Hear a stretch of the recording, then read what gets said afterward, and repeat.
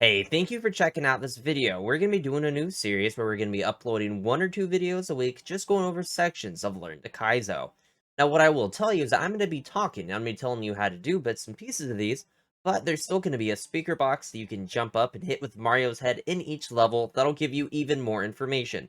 So make sure you utilize that as well as what I'm telling you. Good luck. Welcome to Holding the Balance, and it's literally as the name says. You spin jump on this, and you just try and stay on it as long as possible. Now, I actually got really lucky right there. I kept Mario at the same speed as the saw, and he just sort of rode across it. But in a lot of cases, it doesn't work that way. Mario is sort of bouncing left and right like this. So we're going to jump on that, and I had to, like, tap forward. That entire time, I was sort of tapping forward on the D-pad, and then I was tapping backwards. So left and right. And depending on if Mario's going too fast, I tap left. If Mario's going too slow, I tap right. You're holding the balance and you're keeping it on the saw. At the end there's the pit, and you have to make sure you jump, and it's what's known as a regrab. As Mario starts to touch the saw, as Mario does touch the saw, I should say, you need to hit either spin jump or normal jump. And Mario will do a bounce or a regrab to make it over the gap and up to the goalpost here. Wanted to call it a checkpoint, I don't know why. The goalpost.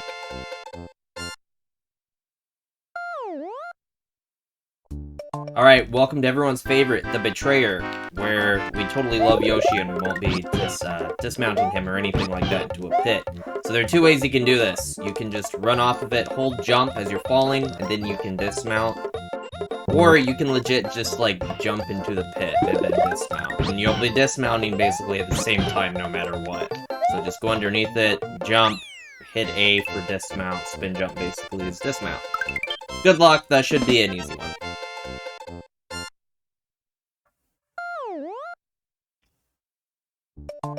Alright, welcome to Layer 2 Smash. This is one of my favorite parts of Kaizo, honestly, and there's sort of like little hidden platforms that sort of can go up and down.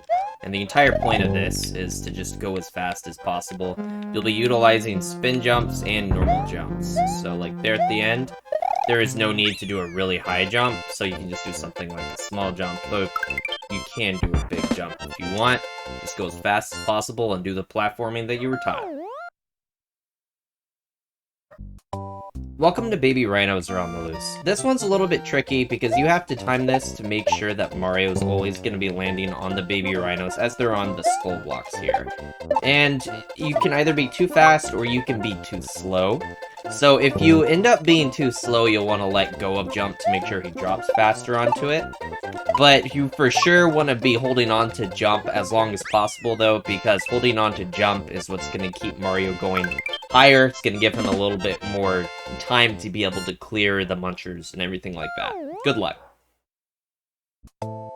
Welcome to Mini Star. Mini Star is one of my favorite, or really I should call it Ultra Star is what it's normally called. But you have a platform that you're able to control and try to keep it on its tracks, sort of like a train, if you will, on its tracks. And every time you hit the on-off switch, it changes the track. So we jump up there, and we apparently missed. So jump up there, hit the on-off.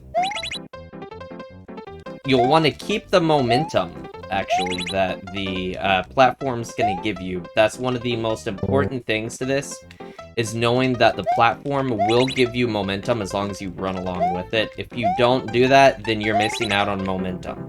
So right there, you got the momentum, go through, run, you jump there at the end to clear the gap.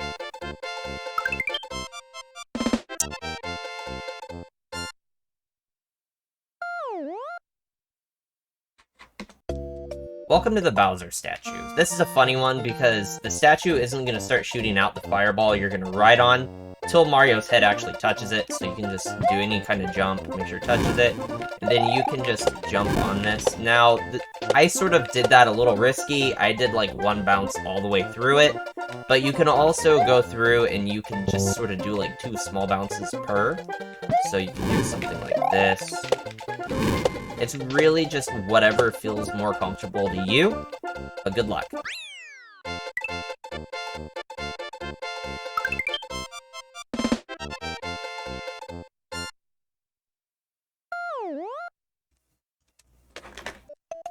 Welcome to Frame Perfect. This is actually, well, it's frame perfect, so meaning the game runs 60 frames a second, And out of one of those frames, that's when you're gonna have to go through and you're gonna have to press jump and Y at the same time. Y actually picks stuff up. You should know that already, but if you don't, now you do.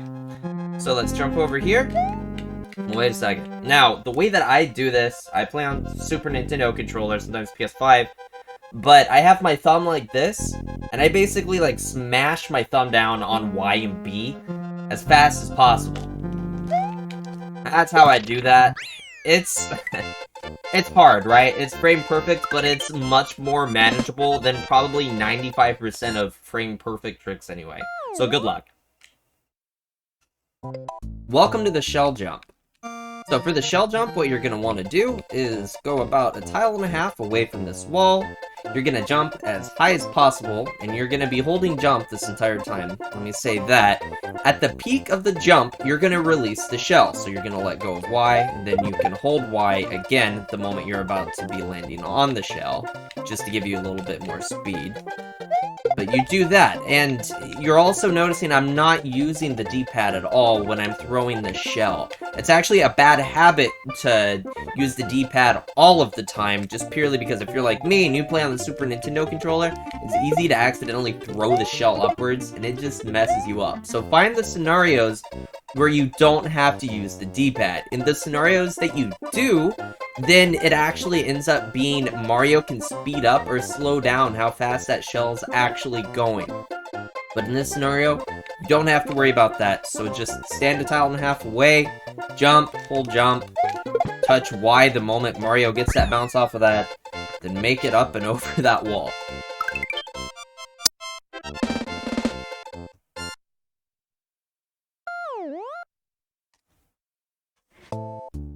Welcome to 2 spin jumps. What you're going to want to do is do a spin jump on the first Podoboo as it's starting to descend into the lava.